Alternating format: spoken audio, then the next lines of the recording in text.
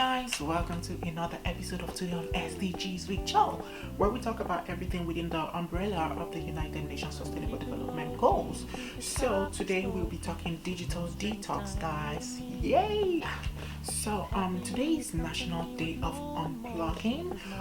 So National Day of Unplugging is on the first Friday in March, and it kicks off a 24-hour period from sundown to sundown to unplug, unwind, relax, and to do things other than using today's tech, electronics, social media, and whatnot, especially in the wake of mental health, our emotional and psychological well-being. It's a thing, guys. A lot of people are going crazy.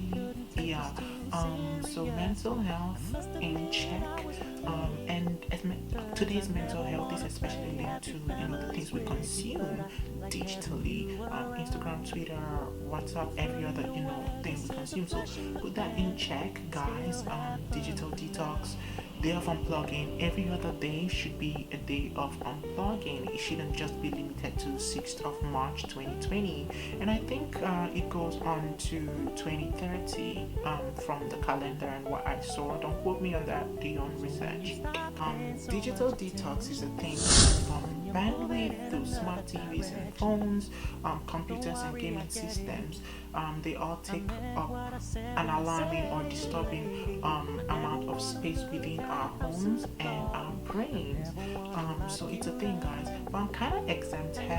Digital detox 2020 is not for. Well, I have done my digital detox before now. Every other month, every other week, I try as much as I can to stay away from digital media, tech, and all of that, and then focus on things that matter, especially within my timeline and itinerary. I cannot do digital detox for this month and the months to come, only because I am doing a lot of online courses, guys. That's another thing. You should, guys, check out online courses and do them. Most of them are free, others you have to pay.